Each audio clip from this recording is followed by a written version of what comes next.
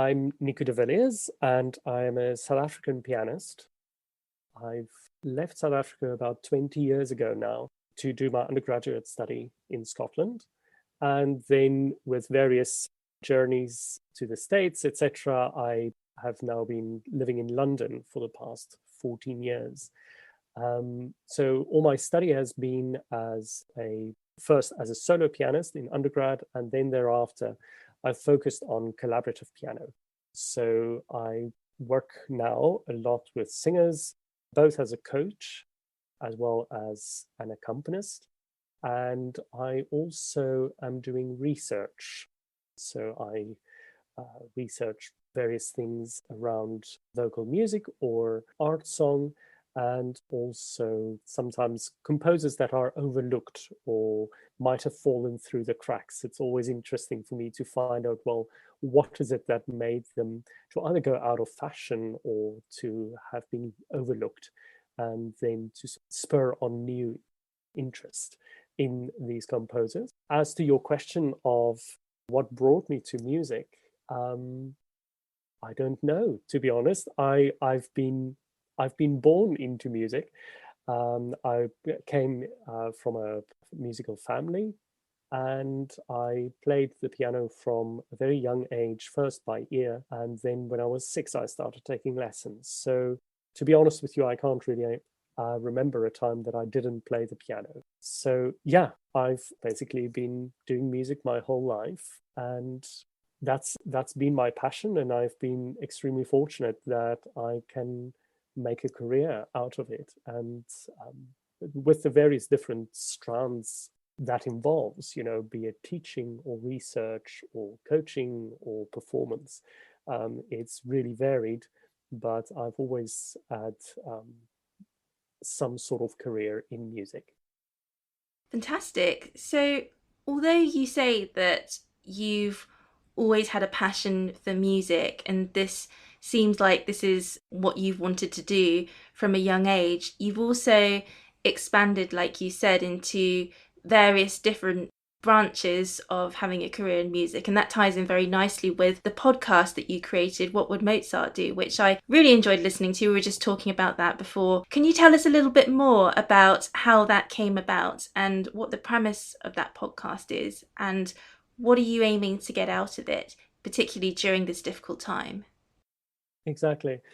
Right. Well, I let me backtrack by saying I am on the vocal faculty at the Guildhall School of Music and Drama, and part of my work is I coach singers one to one, but I also have singers that I teach on a academic module for research, and then also in a module that is the self-reflective account.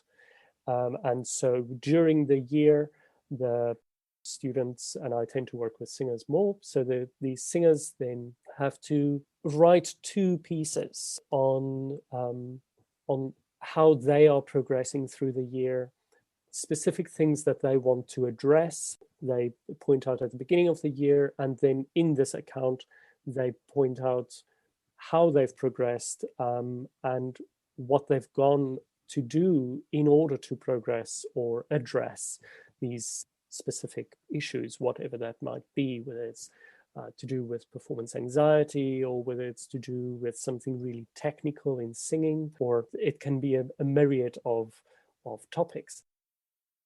And then we had the big first lockdown starting in March, and I'm soon after I met my cohort of students, a group of 5, and some of them were enthusiastic because they realized, because they were sort of forced into the situation, they realized that this is a fantastic opportunity for them to really make the most of learning how to take responsibility for their own learning, for their own timekeeping, their own development. Then some of them were sort of feeling how things would go.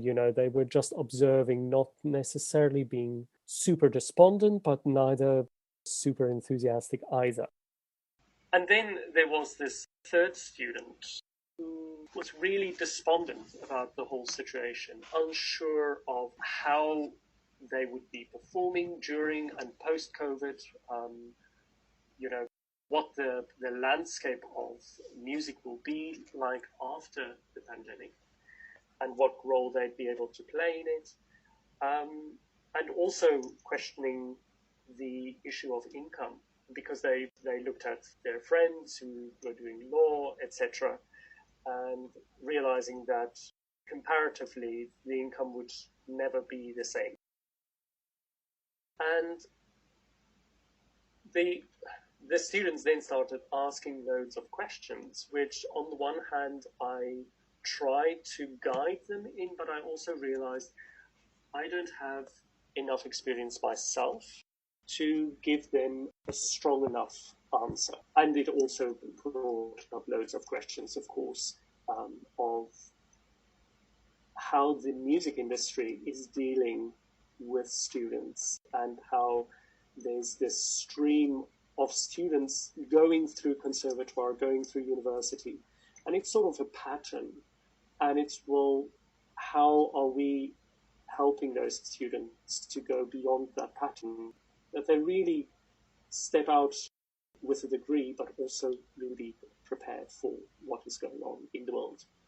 So as a response to all those questions, I decided I want to start a podcast where I talk to colleagues and various people who have either come from a different discipline into music, or who are in music but are having a parallel career on the other side, or people who have been in music and decided they need to leave music and have a parallel or a completely different career, actually.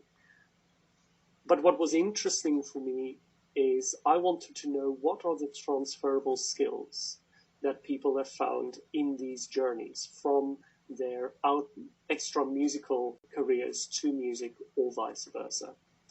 And so that is basically what my podcast is about. Various conversations, some lighthearted, some really intense.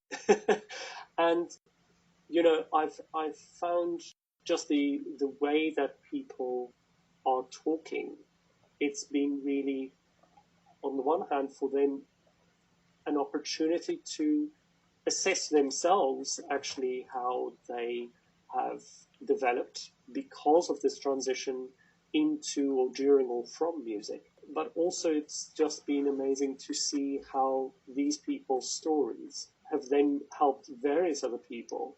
As I say, at first it was my students that I was thinking about, but I have noticed that the interest has actually gone much farther than my own students, which I'm very happy about, because if I can help people through these conversations to have some clarity, then that's the ideal.